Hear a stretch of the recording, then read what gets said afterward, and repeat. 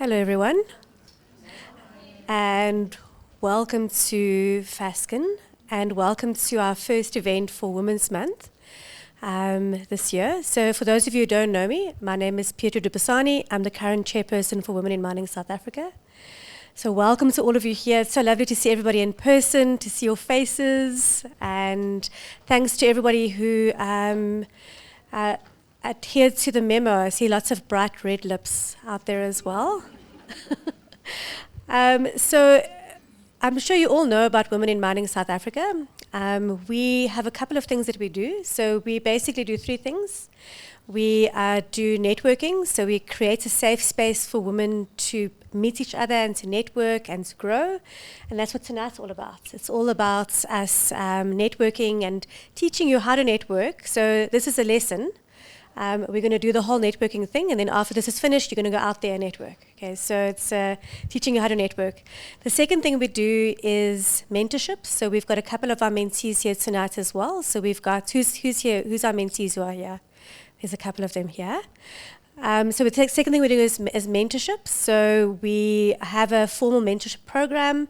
We'll be launching it again next year. We'll even be expanding our our program next year as well. And then the third thing we do is we advocate and we do thought leadership for women in mining. And we are always looking towards creating gender equality in the workplace and in the mining industry. Okay. So in the mentorship space as well, the theme for this month is also networking. So a couple of our mentorship committee members are here as well. So the whole theme so far this year, this month has been around networking. So yeah, so tonight's event aligns very much to our purpose and what we do as Women in Mining South Africa. So see that as your formal welcome to tonight, and I'm going to hand over to Maria, who's going to be our facilitator for the remainder of the evening. So.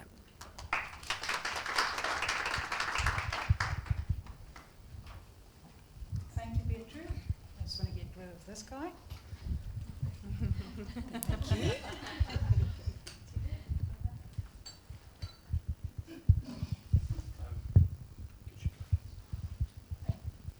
Thank you for joining us in person and on this one.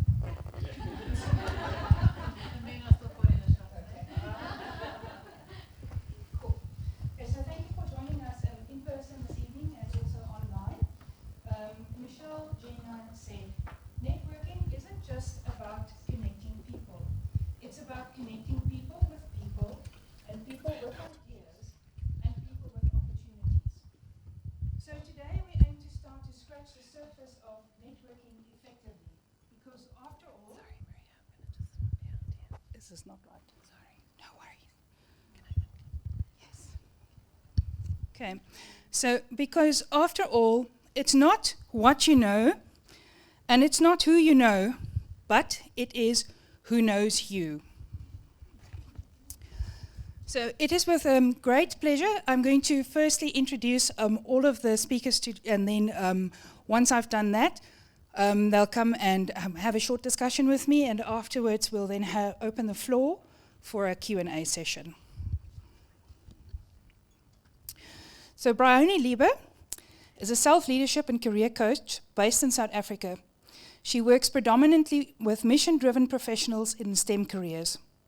Her clients include executives in the industries including mining, insurance, banking, technology, the motor industry, and services. So basically everywhere. What her clients all have in common is that they are technical experts at the top of the industry, and they struggle with advocating for themselves because they don't believe that it is a humble thing to do. Bryony has positioned herself to help her clients find their voices rather than being drowned out by the noisy inner critic voice. Positioning themselves as expert that their networks need to know and focus on servicing others before selling. She's an introvert who has learned how to show up as an extrovert and thrives on building connections and relationships. She's also a WiMSA committee member and mentoring lead for Women in Mining South Africa's mentoring program. Then we have Dr. Avela Majavu. Dr. Avela Majavu, PhD from Nelson Mandela University, is a research and development chemist at Sibanye-Stillwater Precious Metal Refinery. Her research speciality is to develop methodologies to separate or recover the platinum group metals. She holds a PhD in chemistry, a master's in chemistry with Nelson Mandela University, a BTech in analytical chemistry, a national diploma in analytical chemistry with Walter Sisulu University, a diploma in project management with Varsity College, and a certificate in science communication with Stellenbosch. That's quite an impressive feat. She has published her PhD work in local and international journals, articles, and presented her PhD work in international conferences such as the Minerals Engineering in South Africa and Inorganic Coordination Chemistry, ICC 41 in Singapore. She joined Sibanye-Stillwater Precious Metals Refinery in 2016, where she has been doing well in her field of being technical advisor in production, and she was awarded the Rockstar Highest Performer in 2021. She's also currently on the WiMSA subcommittee for 2022. She's an Inspiring 50 South Africa winner in STEM 2021 that was awarded by the Ambassador of the Kingdom of the Netherlands in South Africa in March 2022. I can go on and on, but I think I shall now jump over to Innocentia Mshlangu. She's an award-winning and internationally recognized professional project manager and senior civil engineer. She holds a Bachelor's of Science degree and a Master of Science degree in civil engineering from WITS. Innocentia is experienced in design and execution of railway infrastructure projects, having held positions such as design engineering, resident engineer, as well as roles in project and construction management. In her current role at Hatch, she is specialized project manager overseeing projects in mining, metals, and the infrastructure sector as part of the project delivery group. She also serves as project delivery sponsor, providing governance oversight on several projects. Innocentia is the current chair of the South African Institute of Civil Engineering, or SACE, for the Diversity and Inclusivity Panel, as well as the Education and Training Committee and a board member. Now, also additionally, she's a founder of the non-profit organization for women in engineering, She Engineering.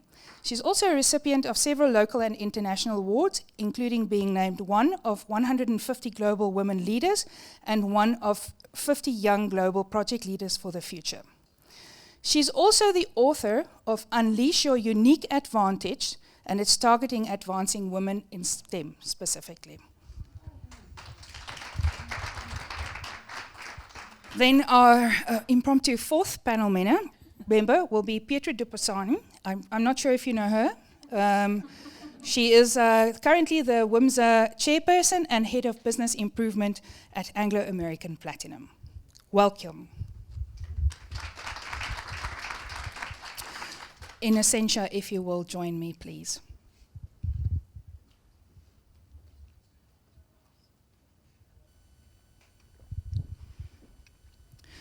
So, Innocentia, thank you for joining us this evening. If you could please discuss some benefits of business networking and perhaps weave in a lesson that you've learned on your journey.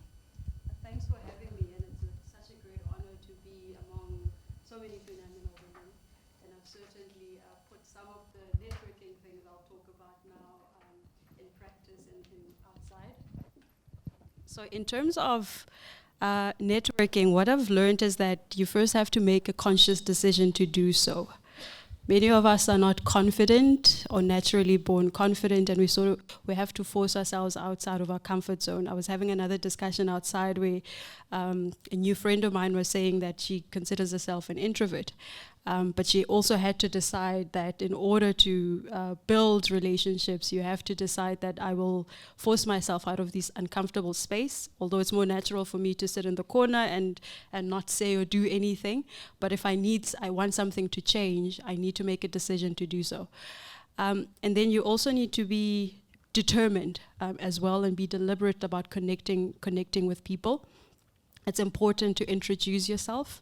When you enter a room or a circle, which may be intimidating, you have to get up and you say, "This is me. This is who I am, and what's your name?" So that's the starting point. It's as easy as that. And also prepare your elevator pitch, or you mentioned the golden paragraph. Your elevator pitch, meaning if somebody's only has 2 minutes to connect with you, tell them in that 2 minutes who you are, where you're from, what's your passion, in a very quick way, because sometimes you network with people that don't have a lot of time. So you only have that split second or a few minutes to actually make an impression on the person. And then also take interest in the next person. Networking is not about me, this is who I am. It's also about who is the other person. And it's good to connect with, if you're familiar with their work, touch on something that person is also busy with, to say, I've seen you're working on this, tell me about that.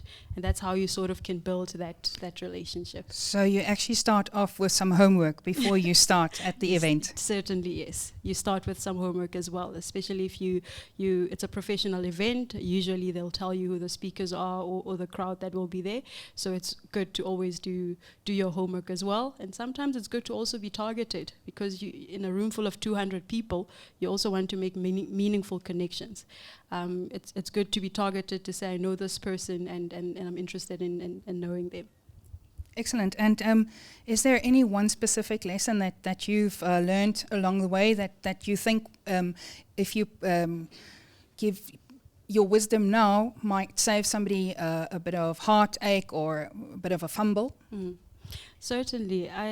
The other important part about networking is also just following up, because networking as well requires you to nurture that. It's one thing meeting somebody and walking away and never even having another conversation with them. But if you've made commitments, or LinkedIn has made life easier for us as well to just keep in touch, but following up on any commitments that you've made through that interaction. If it's a case of, I was going to send you an email, you can follow up with an email to say, it was great to meet you.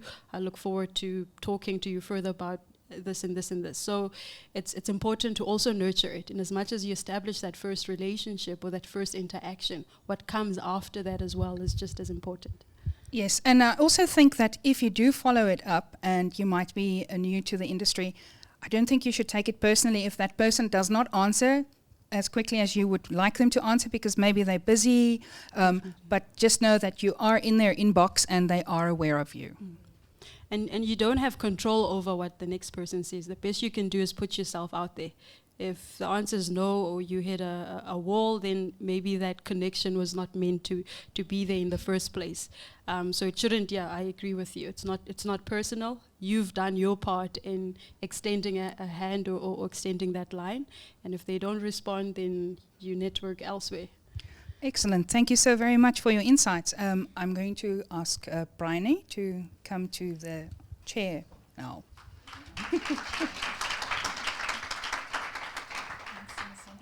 Sounds like the electric chair.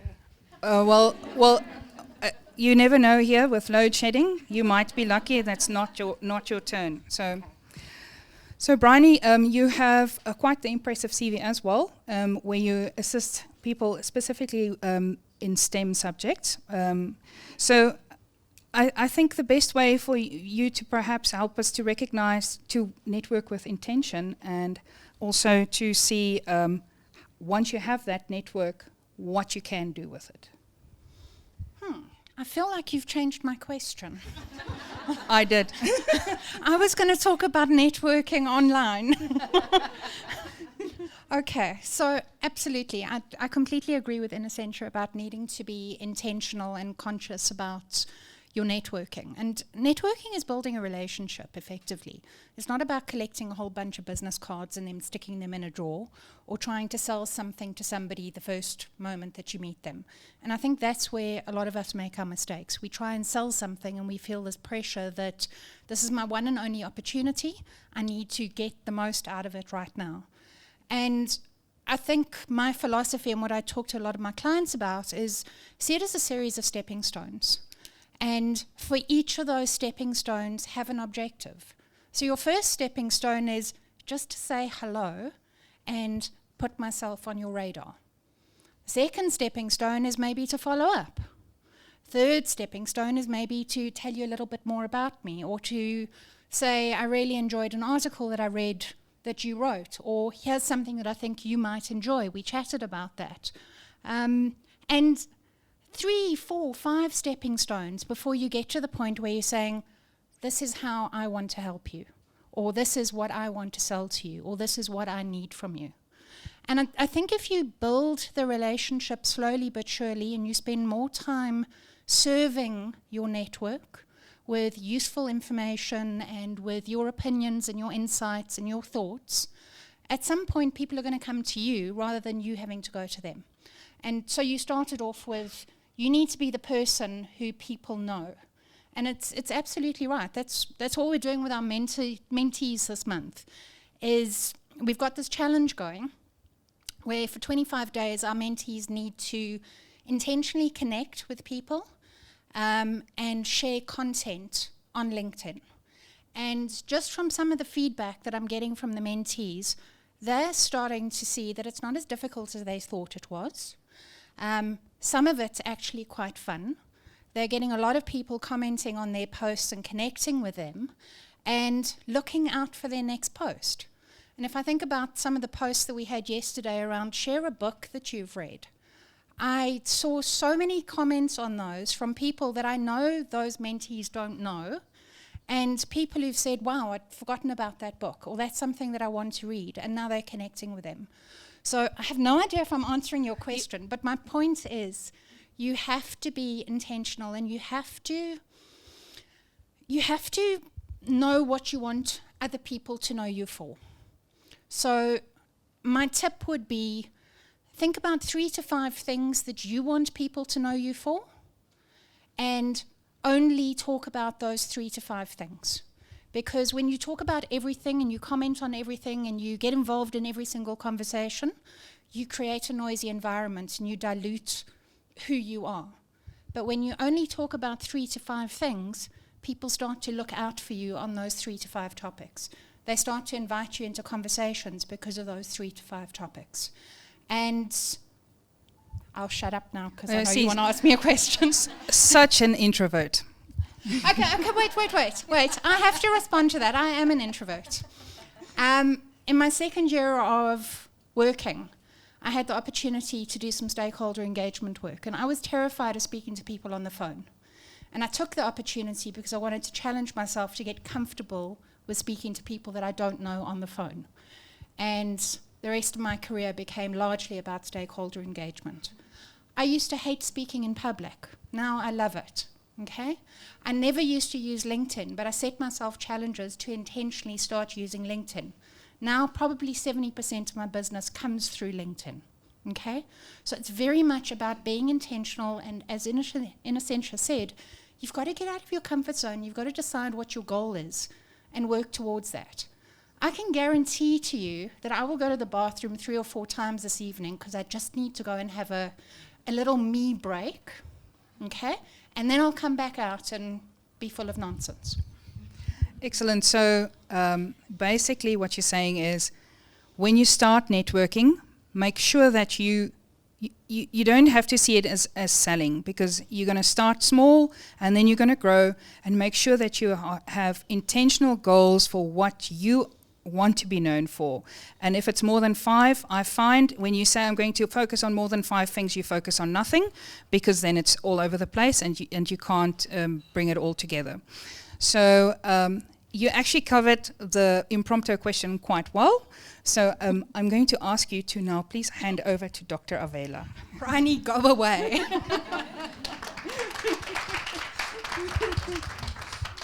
Okay. Thank you for joining us, Dr. Avela. So the part of your introduction that I didn't read is how you placed yourself in LinkedIn and how you went about in social media to get your name out there. What I would like, so we've had go out and do intentional networking and don't just start selling yourself and focus on the small things. What I would like to know from you is, from your experience, 5 tips for effective networking. So something that you found that gave you back what you put in and you got so much more back. And then also, if you can tie that in with one point of networking that you wish you had known before you entered your career. All right, thank you so much, Marianne, and good evening, everyone. I think mine is going to be a long story, but to cut it short... Just get comfortable. Because it's that on the way back of beach, I was the person, when I grew up, I was the bubbling person. But all of a sudden, after the age of 14, I became an introvert because of the background, basically. Because when I met with like other ladies, other girls at that time, I didn't have what they have. So it started from there, where now I felt less of myself, and then it continued up until I grew up, like up until I work. So at that stage, I had now to find myself and my identity. Who am I? And also think back that when I was young, I used to be a bubbly girl, but all of a sudden it just phased out. What causes that? So that is the one thing that I had now to identify about myself. So to break that, I said that, okay, when I was young, I used to do this, and I had the promise that I made, that I promised that I will do my best to do my duties to God and to my country, to help other people at all times, and to keep the Brownie law. At that time, I feel like, you know what, let me go back and check what I promised to God at that early stage. So what I did now, I actually have an opportunity to be in the WiMSA being my part of the WiMSA mentee last year. So it unleashed everything that, you know what, now I need to find myself. I need to know who am I, basically. And then from there, it started from there. So when we're given some activities that are show up and shine, I'll do that, so that, you know what, I want to show up and shine, because now I want to go out of this comfort zone. And it was painful. It was not a nice thing that I'm going out there, because I didn't know that people, how they were going to react. But at the same time, because I've been groomed, I'm the mentee, that element of saying that now you must know your thinking preference, and other people, you know other people, how they think as well. So if someone is like rejecting you on LinkedIn, it's still okay. I don't feel bad. It's still okay. Life goes on. So I had that courage within me, saying that you need to do this. You need to go out there, because now one thing that I have to identify, I needed to identify, to have the passion. What is it that I'm passionate about? And then I look at, like, okay, I have people that are more on academic, because I love academic, I love STEM, I love mining. So I needed to have 3 things or 5 things that I know that I'm passionate about it. At least they have said that at least be focused and know what you're passionate about it. And then the second thing, they said, okay, I know what I'm passionate about, but I need to be authentic. I need to say that this is Avela, there's no other Avela. So I need to be true to myself before I can actually... If I may, if you ever meet Avela, she's very authentic. I have not met a person with a greater, more personalized, authentic wardrobe that you will ever find. And it doesn't matter where you bump into Avela, she looks absolutely smashing every single time. Oh, no, thank you so much. So you need to be authentic. Don't copy someone else, because that's not you, because my background is not the same as yours. So I'm happy to share my background. I'm happy to share, because I'm teaching, because I'm one of the persons that, you know what, I want to inspire people. I want people to motivate them, to say that regardless where you're coming from, you can be a doctor. Here I am. It's not a big deal. So those are the things that you say that. So, and then the other one is just like, I need to be a connector. So what I do, I need now to show up and shine. So I had to follow. I was like, I promised that. I said, I'm going to show up and shine. So now if I sit down with that I promised to, like in my group, that I'm going to show up and shine and raise my hand. So I have to do it. So who else must do it? So to get out of that comfort zone, I'm telling you, it was a pain. But I had to do it, because I promised myself that I'm going to do it. So the other thing, that I'm very strict on myself, regardless what. If I said I'm going to do something, I do it. Whether I cry or whether, I'm like that.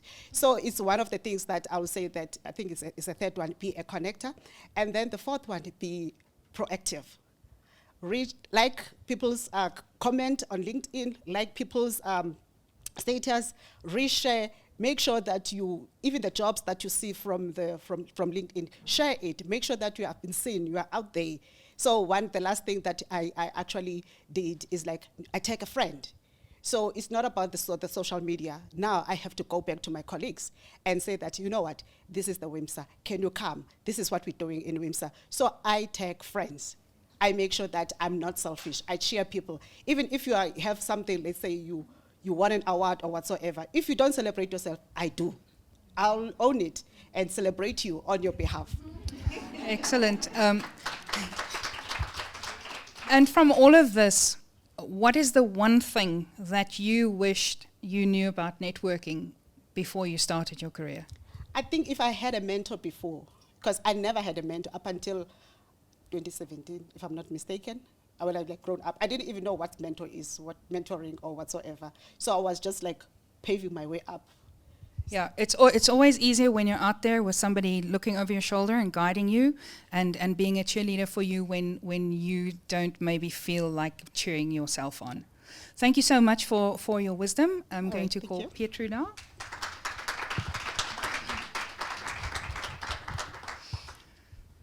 Disclaimer, I've had no preparation whatsoever. I'm like the impromptu guest. Yes, unfortunately, one of our guests had flu and she could no longer join us. So, but we'll be sure to include her in future events because she's also an author with lots of interesting things to say. So, Pietru, now we've heard about being intentional and going out and setting goals and starting small and being authentically yourself. I find, I don't know why, but if I'm authentically myself, I tend to step on toes.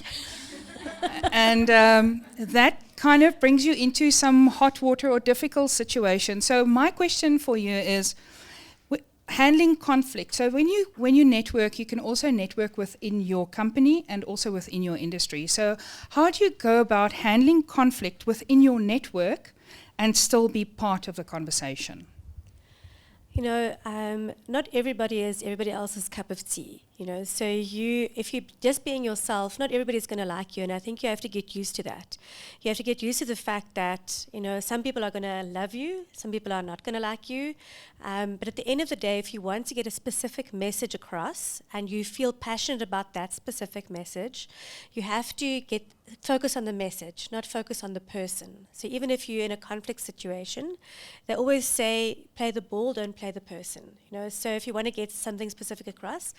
And one of the things that I had to learn very early on when I started networking and putting myself out there, is that the world doesn't revolve around me. Okay, even though you think that, you know, you're the center of the world, sometimes it's not all about you. You know, sometimes somebody wakes up at the wrong side of the bed in the morning, and you just happen to cross their path that day, and then they're in a bad mood. Okay, so something that happens. So one of the books that I saw yesterday, actually, one of the mentees posted it, was all around the 4 agreements. Okay, and one of the 4 agreements is don't take stuff personally, because it's not about you. People are in their own little bubble.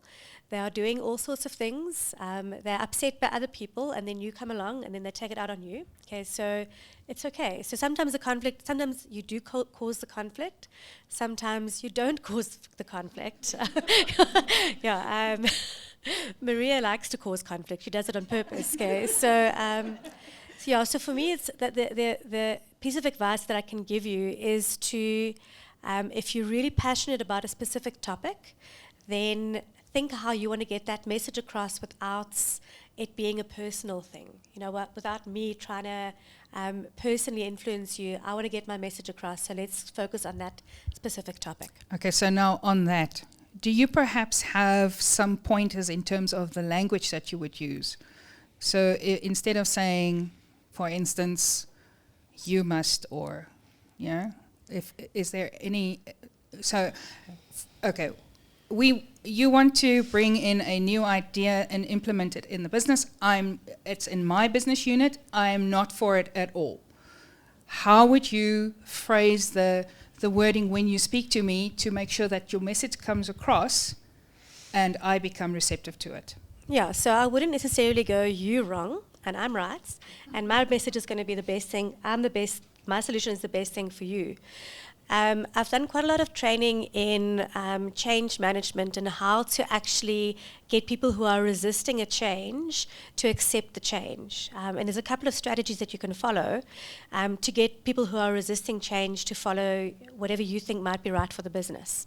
One of them is to show the benefit to them. What's in it for me? Okay, so if you follow this specific thing, it's going to have a specific improvement to you. It's going to give you more time back, or whatever it is. Okay, so what's in it for me? What's in it for you? And you can highlight that. Then somebody mentioned learning styles a little bit earlier as well. Some people respond to that. What's in it for me?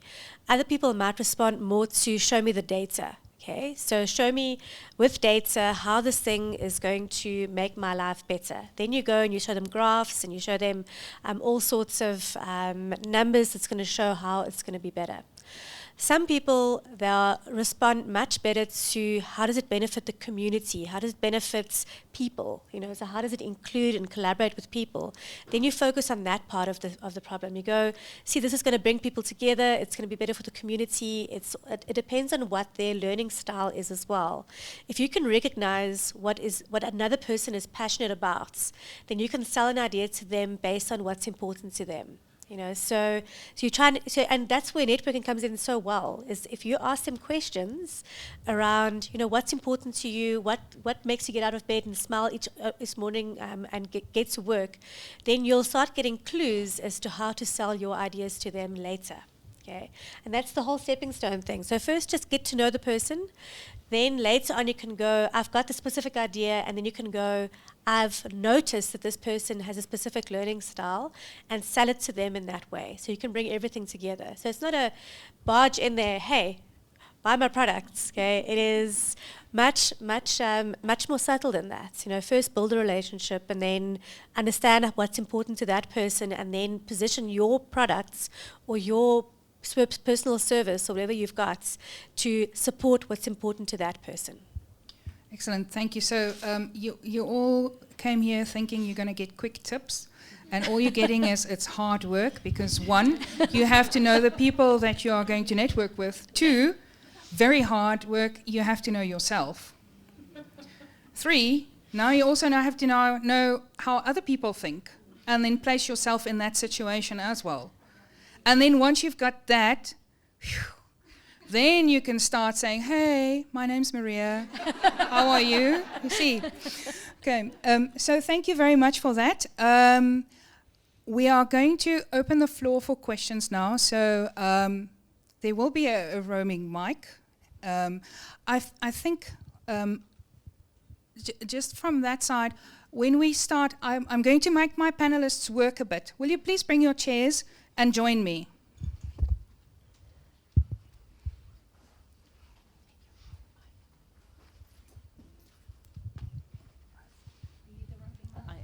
I think if we have one on the side, one in the center, and one on the side, would that be fine? Okay, or that. No, you did not at all. In essential, come sit on the side.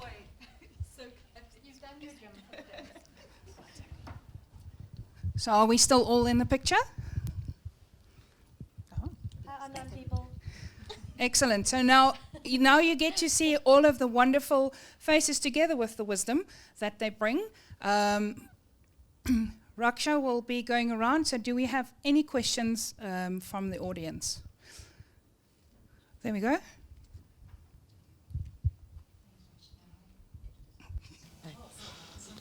It looks like a makeup brush. That is the mustache mic. It looks like a makeup brush.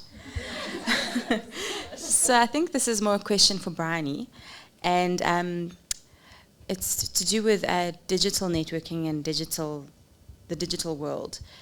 What do you have to say for people who prefer to be more of like a episodic presence on LinkedIn, who are maybe a little bit underground for 6 months and then they come and say hi, but they still take the opportunity to network in person?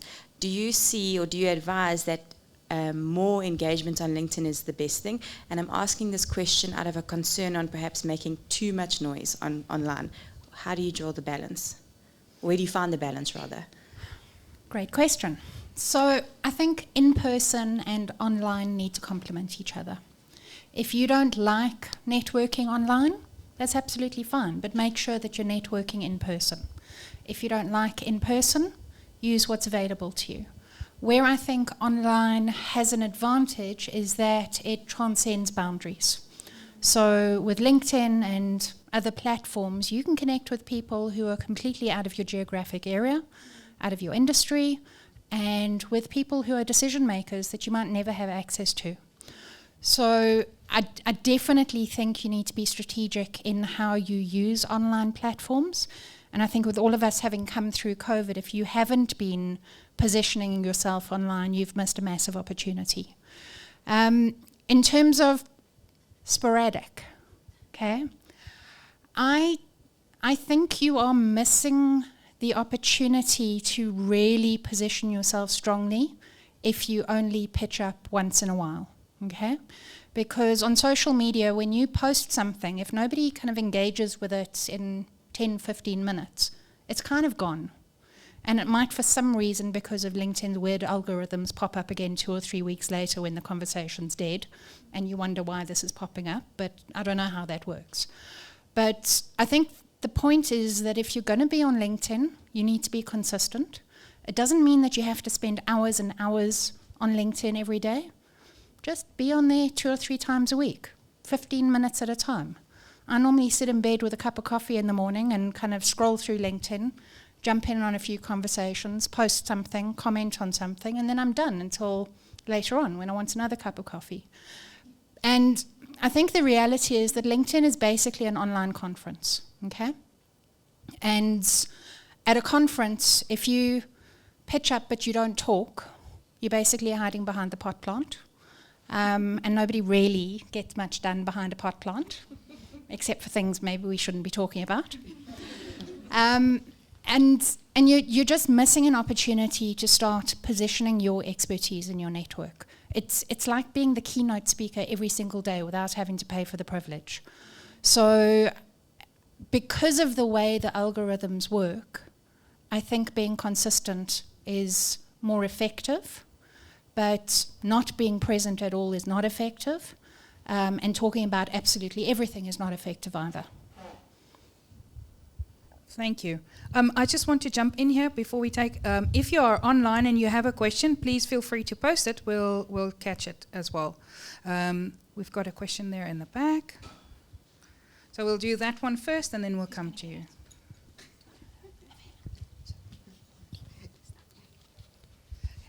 Is this the modern mic now?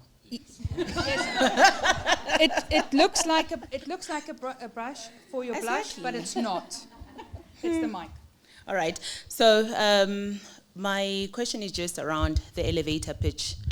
What would you say are the 3 critical aspects that one needs to include in their elevator pitch? Okay.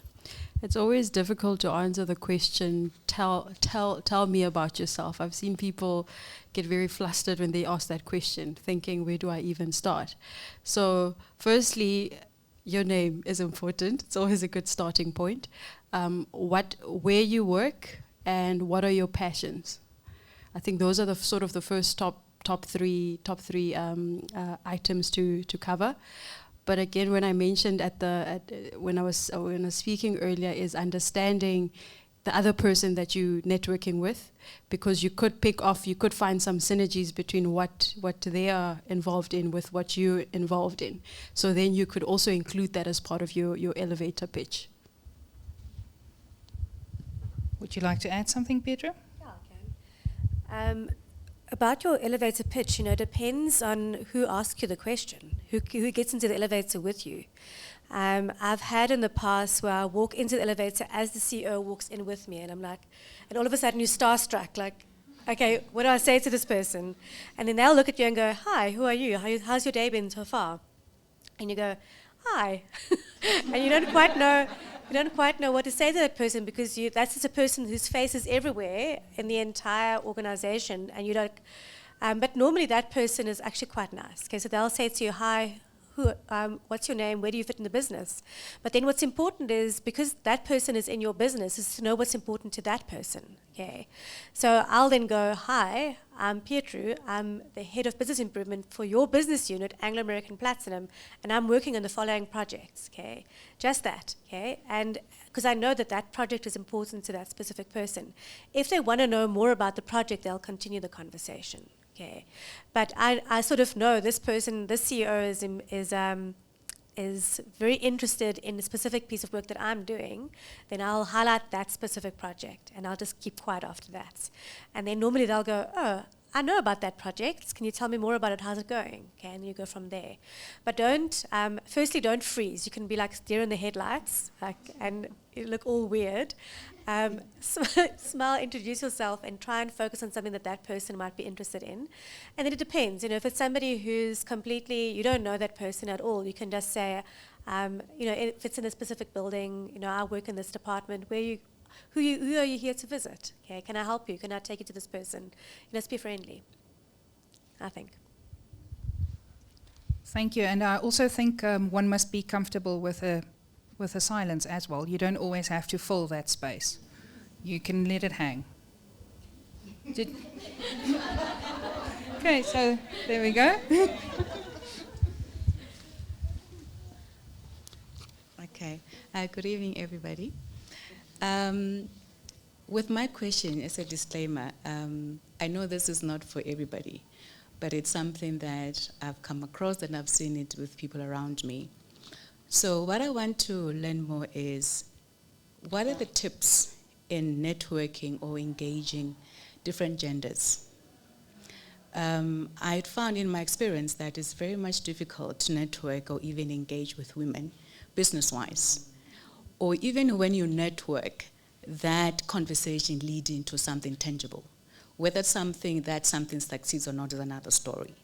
Whereas with males, it's either they're being naughty. If they're not being naughty, they actually will guide you in saying, okay, this is how far I can help you. Whether you end up selling or not, that's another story.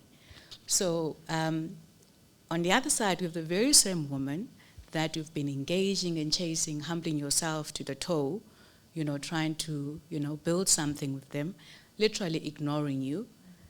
When a male comes to them and says the same thing, they respond. So then what are the tips in terms of how do you break it with women into, business-wise or networking-wise? Thank you. I'm not even going to look. I know who wants to answer. Just from my side, I think a lot of times that resistance that you might be getting from another woman might not necessarily be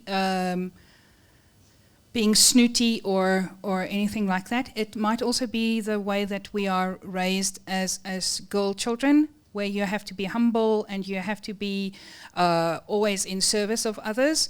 And sometimes I think it's just to get over that point when you start networking. In preparation for this, I was actually reading quite a lot on how the genders network differently. And one of the points that they said is men are much more intentional when they network. And women aren't. Women feel that they need to be, sorry, man, hi, yeah. It's not the case. So from my side, firstly, when you network with that woman, is that the ultimate person that you really should be networking with? Is there somebody else that can bring you the same outcomes that might be more receptive to that? And then the other thing that I did read is you get that queen bee person, and they tend to be horrible at networking. So then find the hive. Okay. Would somebody else like to add to it? All right, I think on my side, because people are coming to connect with me, so I don't look at the gender. Like personally, I don't look at the gender. So if the woman wants something from me, maybe anything, because I'm more of like inspiring everyone, I'm not selective. So I give it all, whether it's a man or a female. But unfortunately on my side, it's different. So if I want to reach out for the women, and they tend to like hold themselves up and say that, like, you know what? So now I train myself, say that if I'm connecting, and then I'll tell you that I'll start praising you first. So that to break that, I say that I see you on LinkedIn and I love your profile and end. And then after that, say that here I am, I'm looking for this and that. And then that person now feel comfortable because I've already told the person that I love your profile and you are inspiring me, all those nice words. But for the men, it's easy. You just like ask, and then others they will say, oh, look beautiful. Like, oh, thanks. By the way, I know. So sometimes you just like to be like sarcastic. At the same time, you're being like professional. So you depend on how they approach. So for me, I treat everyone equal. I don't have that. Okay. And Innocentia said she would also like to add to it. Yeah, so just answering it in two parts. In terms of networking with males, I also found it a bit difficult when I started my career, especially when you're working in project teams. I found it difficult to take part of these side conversations that happen about hunting and other things that I wasn't engaged in. But what I did is I started taking an interest in those conversations, even though it wasn't natural. I would come in and just start asking questions. I may not know anything about hunting, but these people are obviously very passionate about it. That's how I would sort of penetrate that circle to say, oh, is that what she did? Tell me more about that. And then you start building a relationship from what they're interested in as a start, even before you start, offering or talking about what you're interested in and what value you can add. So in terms of networking with males, sort of for me that helped. And then with females, I haven't encountered that challenge in terms of women being closed off. I like what Avela said as well, to say you start with the praise, and then you take it from there. But it's not the case with everyone else. But I think certainly I've found it easier to network with women. It's easy to draw from a common starting point, because you might have similar experiences in more instances than one than you would have with your male counterparts. Thank you. Does that answer it? There we go. Garabo. I hope this is not too premature, but I just wanted to know, how do you know you've succeeded at networking? I'll give that to Bryony. My metric is around the relationships that you build. So I remember saying to a friend of mine, I hate networking. In fact, I wrote a blog about this. I hate networking. I'm terrified of it. I'm not good at it. And he said to me, that's absolute nonsense. You build relationships. Your style of networking is just a lot more relational than it is transactional, and it takes longer to have a return on your investment. And for me, my metric for successful networking is that I've built strong relationships where people feel they can ask me for things and I'm comfortable giving that, and where I feel I can ask comfortably as well. I also think that being a pivot or a connector of various different people, for me, is a success metric. And knowing who to introduce who to, where to get information from, who to share information with. For me, it's not about the sell at all. It's about building a long-term, lifetime relationship that at some point may or may not have a return. And whether it does or doesn't is irrelevant to me. It might result in an introduction to somebody else, or I might be able to introduce them to somebody else. But I think if you're focused on making a sell, that for me is very uncomfortable. And I hear Maria saying kind of guys are more intentional. They are selling, but they're also building a relationship beneath that sell. And so I would rather suggest that your networking is about building a spider web of relationships that take you outside of your immediate circle, your immediate industry, and help you build a really diverse network of people of different cultures, different races, different industries, different geographies, different thinking preferences, different kind of levels in the organization. Because if your network is exactly the same as you, that for me is a failure in networking. If your network is really diverse and it's rich with difference and different perspectives, that is success as far as I'm concerned. Thank you. Did you want to add to it? So just to add to what Brianna said, you'll know as well when you're in a position, when you know who to go to when you need A, B, C, and D. If at some point you find yourself in the job market, you know at least 3 people that you can call to say, is there something in your company? So when you get to a stage when you've got people around you that you can go to, or those people connect you to other people, I think that's also an indication of success.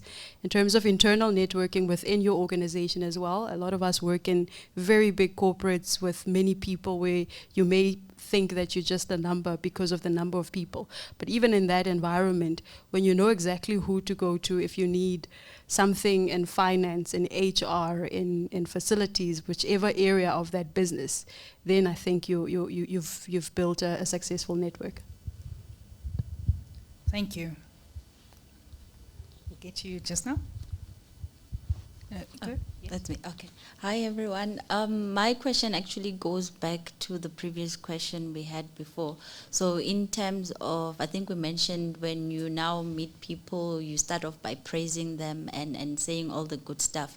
But what I've realized is, when do you draw the line now? Because sometimes it comes off as fake when it's just way too much, to a point where even yourself is that no, this is too much. So where do you draw that line wherein it's authentic and not over exaggerated now?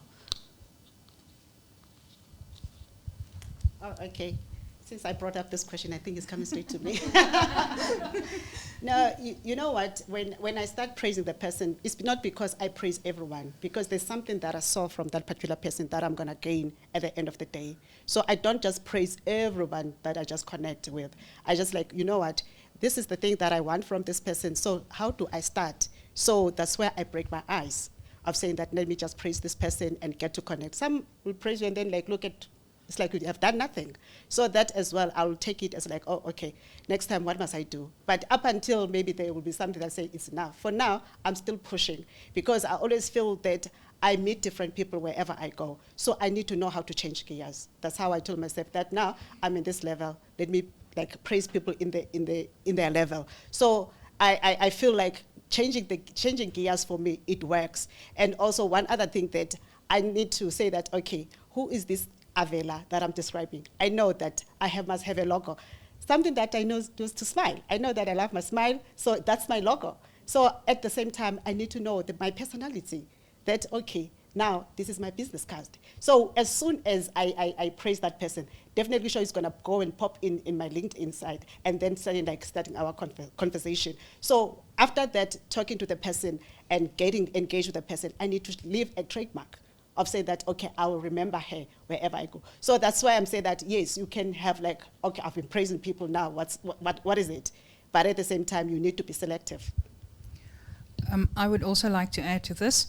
So what I do randomly is, if I see somebody on the street and they look beautiful, I'll just go up and say, "Ooh, you look beautiful today."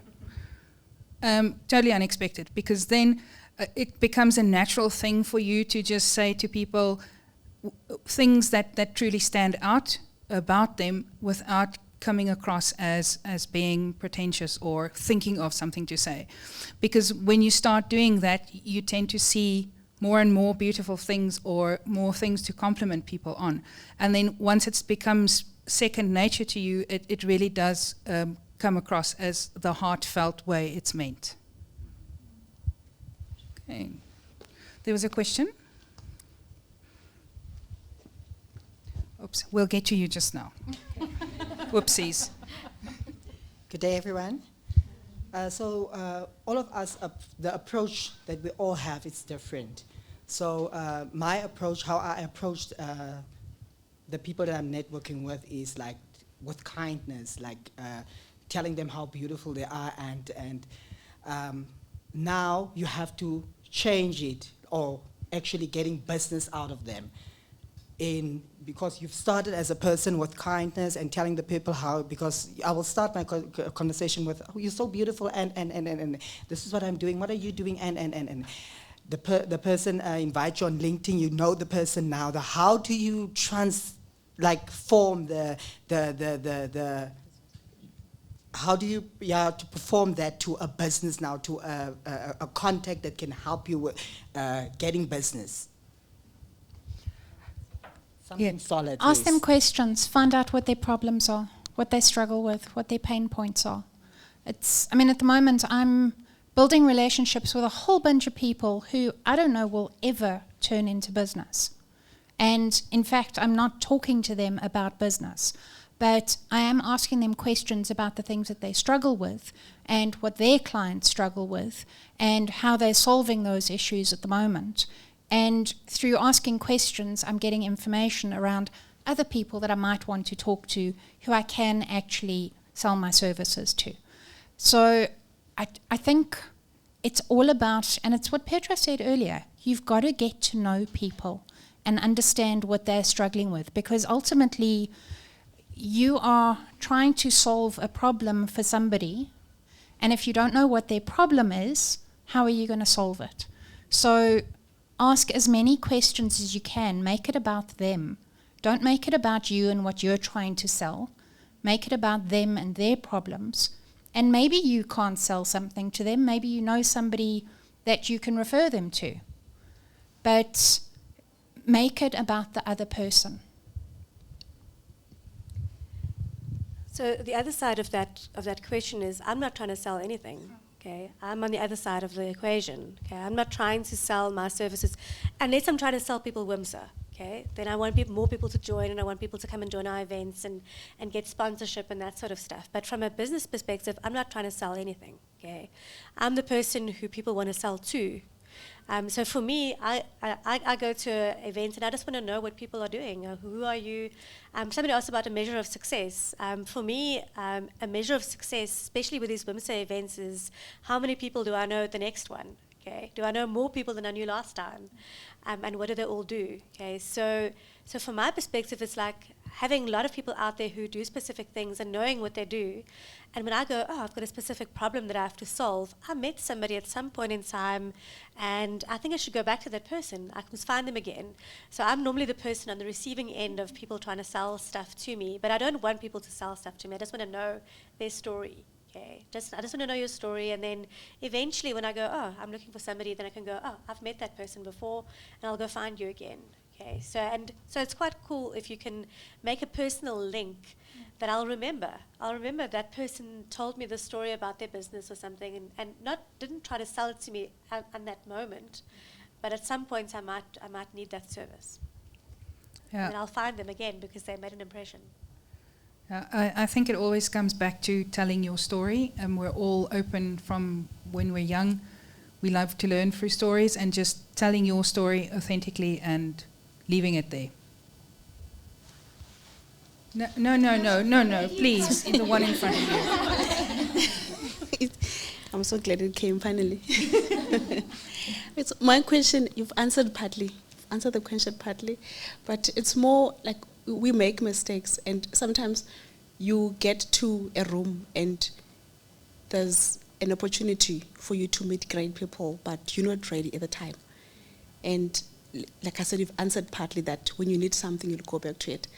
But then there's also the part that you weren't ready at the time when you met them, and you make the mistakes that we've all said, don't do this or do this way.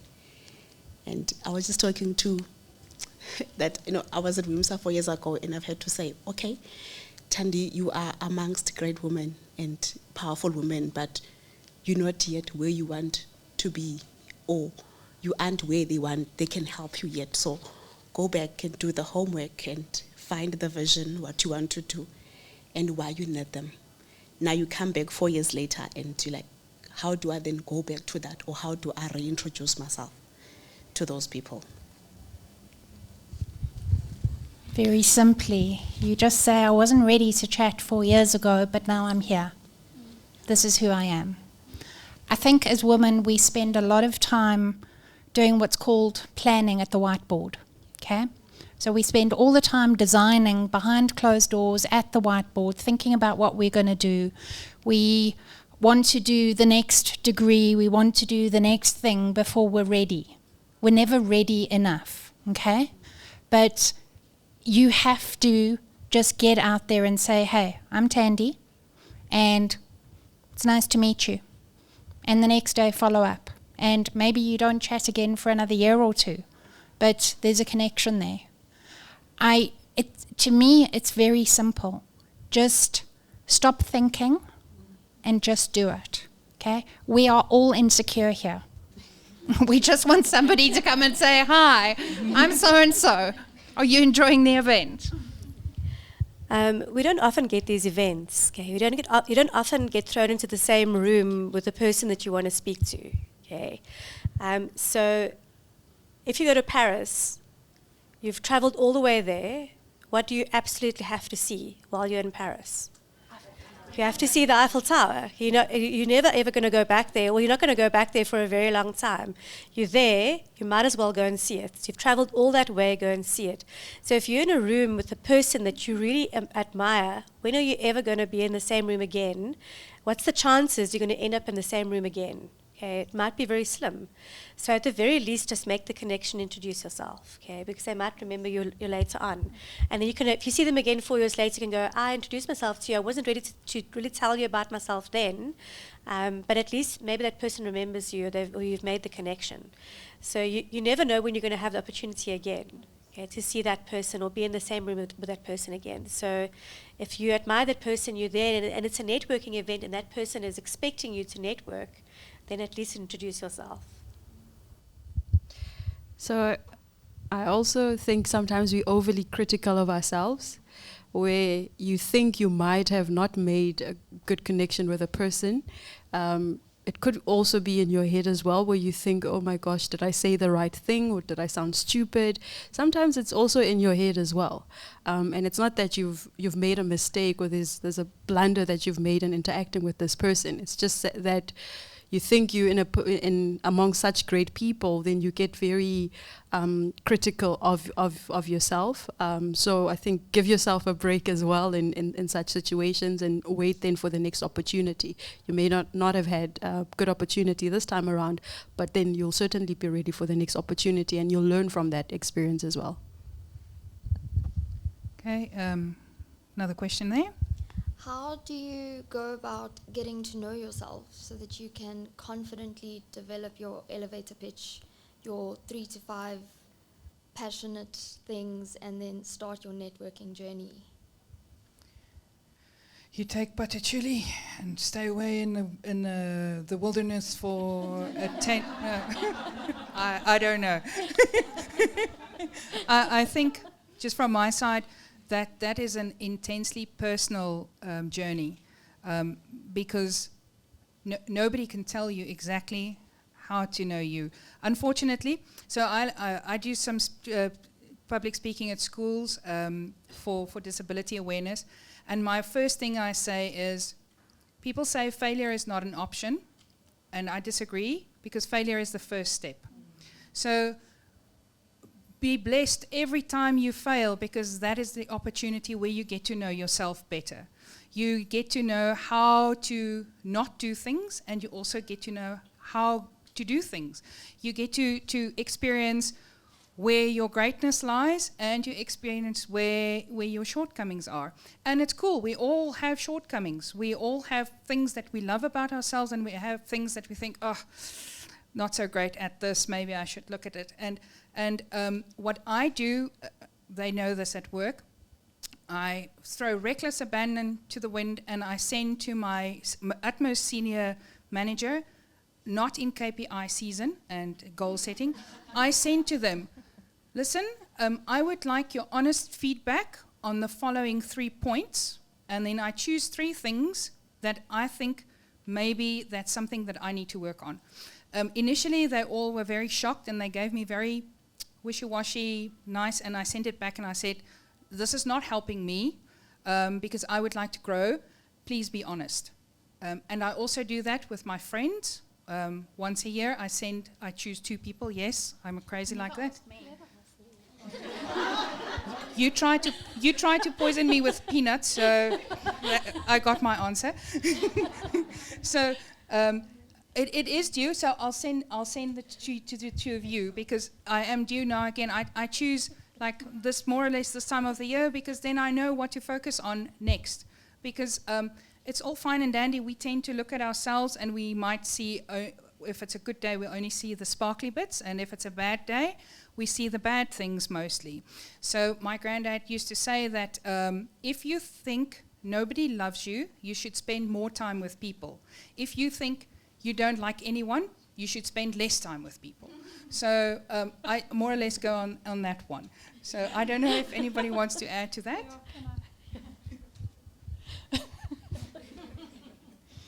Probably won't be as funny as Maria. Spend some time journaling. It's the process of writing helps you process your thoughts. and it helps you make reality of your thoughts. Ask yourself questions like, what did I learn today? What surprised me today? What did I hate about today? What was I doing that energized me? What didn't energize me? And writing about that in a very free-form way without limiting yourself gives you the opportunity to start getting into your subconscious and figuring out what you do and don't like, what you are and aren't good at, what kind of makes you feel like you're really in flow, and where you feel stuck. It really is about you investing the time in yourself. And I can't say kind of anything without saying, get a coach. Okay, will this be the last one, Raksha, or Anyone do we else? have more questions? Okay, so One more. second last one. Okay. Good evening, everyone. I think one common thread amongst our panelists has been being passionate about something, knowing what your passions are. And I think I mentioned this earlier to Innocentia, that sometimes you're just not in a position whereby you're aware of your passions. You're just all over the place, and there's nothing guiding who you are networking with. There's no like directionality in terms of who you're networking with. How do you then make that conscious decision to say, oh, now I want to network with the next person, because you are not fully aware whether whatever relationship you're building might lead to anything, or whether you're wasting your time. Because one thing I've seen, not to say that you're wasting time with getting to know people, but then one thing I've seen with myself is I sometimes just talk to everyone and anyone, and then the relationships just disappear out of nowhere, because I was never in a position where I knew what I wanted out of the relationship. So how do you sort of navigate that? So if you're still trying to find out what your passion is and what you'd like to do and where you want to end up, you can use networking to find it. Okay? So you can ask questions about other people and what makes them passionate, about, why do you show up every morning, what work do you do, and you might then find something that you go connect with and go, hey, I'd also like to do something similar like that, So if you're obviously in the mining industry because you're here, and you're still trying to figure out what part of the mining industry I'm passionate about, where do I want to go into, what do I want to learn. And I think the best thing to do is to ask people questions then, what is your role, what do you do every day, what do you like about your job, what don't you like about your job. And you might find your own passion through asking other people questions. Yeah, certainly. I agree with what Petra said, and it's so important to just be interested in the other person and the next person and what they're doing as well. But keep a note, even a mental note or a note in a journal of the people you've interacted with and what they're involved in. Maybe one day it'll spark something. In terms of just then finding your passion, I think you just have to keep searching, and it's okay if the answer doesn't come all at once at the same time. I think we all follow different paths, but as well, just keep asking. If something does not work for you, be honest to yourself or with yourself that it does not work, and then try something else, and just be open to learning and discovering yourself more and more. And I think it links as well to what the other lady asked as well. Just keep asking yourself those questions and be honest when you don't like the answer, and also be honest with changing paths if it no longer serves you. Dip your toe in the water. Get out of your head and start doing. If you don't like that puddle, move to the next puddle. And I say this because I was really passionate about baking. I left my career thinking I was going to start a bakery. I baked chia butter every single day for 6 months. And eventually I learned that I love baking for friends and family, but I hate doing it for money, because if I had to hear another person ask for gluten-free, sugar-free, wheat-free baked goods, I was going to scream. And that was me dipping my toe in the baking water and realizing, as much as I love this isn't a passion that I want to pursue from a work perspective. And I wouldn't have known that. It would have been a lifelong dream of mine that would have frustrated me. So dip your toe in as many puddles as you can, and the ones that you want to jump into and swim in, swim in. The ones you don't like, get out, move to another puddle. But get out of your head. we all stay so stuck in our heads, over-analyzing, especially in this industry. When I do thinking preference assessments for people in this industry, you all come out as left-brainers. You are so stuck in analysis paralysis. Get out and just play. Try things. Fail. Learn. Do it again. Excellent. Final question. Thank you. Good evening. My name is Rulani Mabina, and I'm passionate about governance, risk, and compliance. I'll soon be joining Petro's company at Anglo, but the Kumba side of things, trying to practice my elevated speech. Excellent, excellent.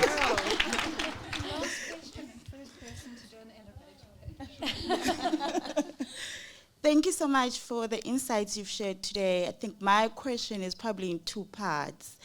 And also in terms of how do you balance authenticity, right, and social media in terms of putting yourself out there if your preference is not necessarily the social part or technology part in terms of networking.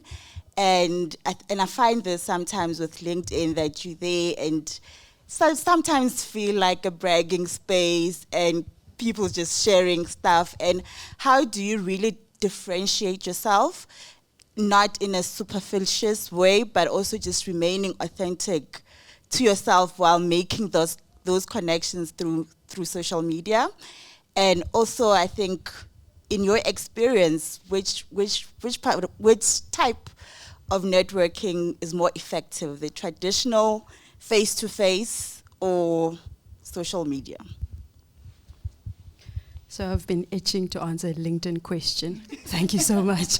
So I'm a fan of LinkedIn. I think I have about over 6,000 followers, I think built over the past 6 years.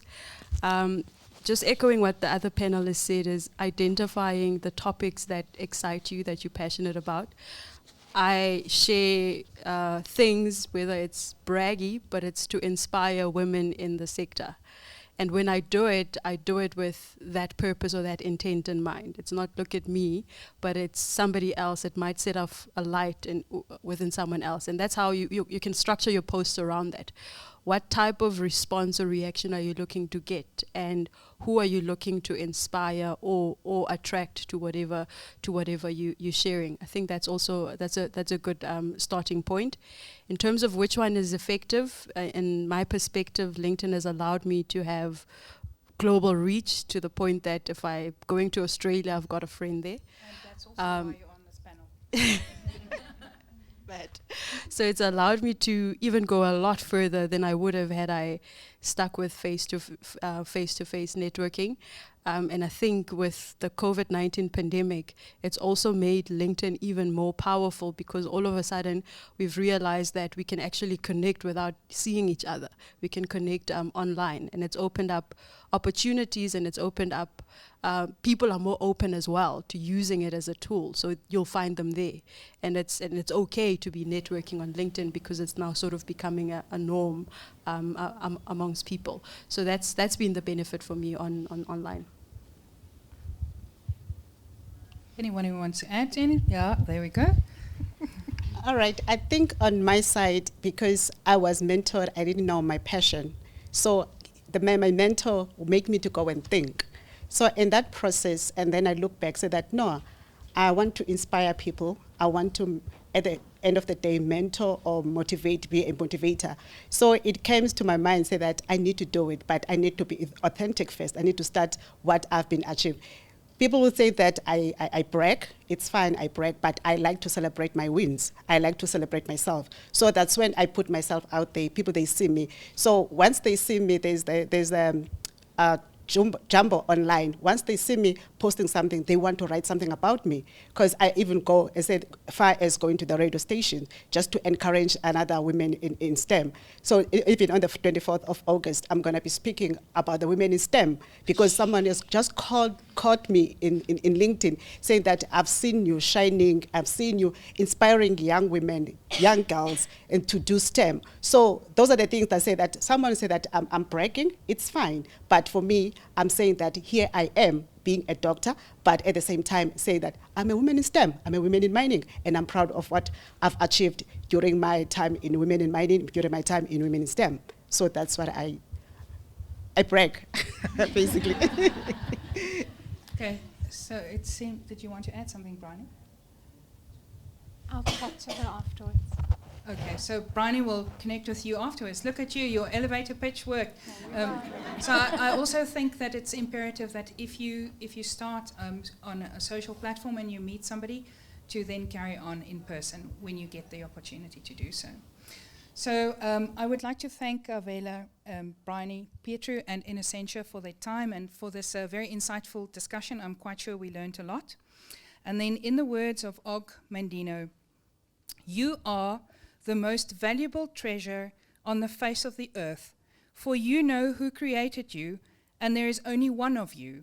Never in all 70 billion humans who have walked this planet since the beginning of time has there been anyone exactly like you. You are the rarest in the world. You, one of a kind, rarest of the rare, a priceless treasure, possessed of qualities in mind and speech and movement and appearance and actions as no other who has ever lived, lives, or shall live.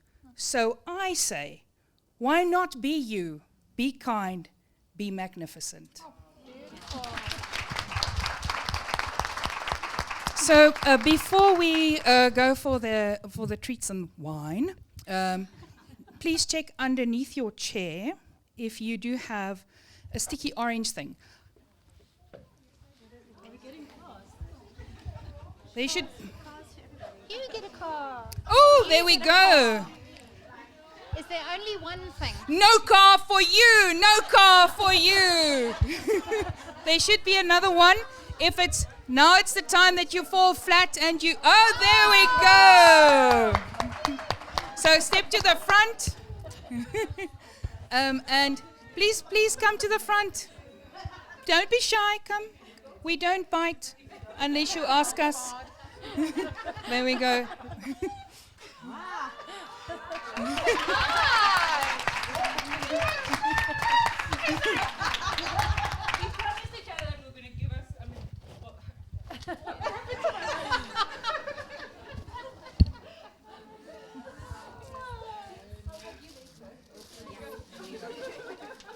Okay.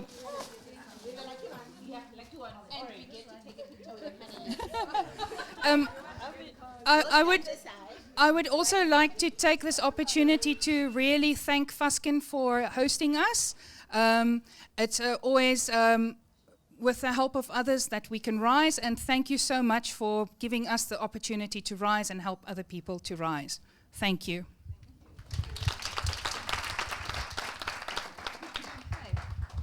Yay, wine!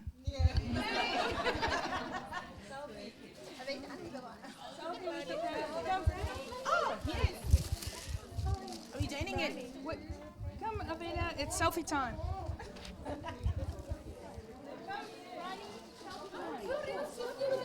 Oh, selfie!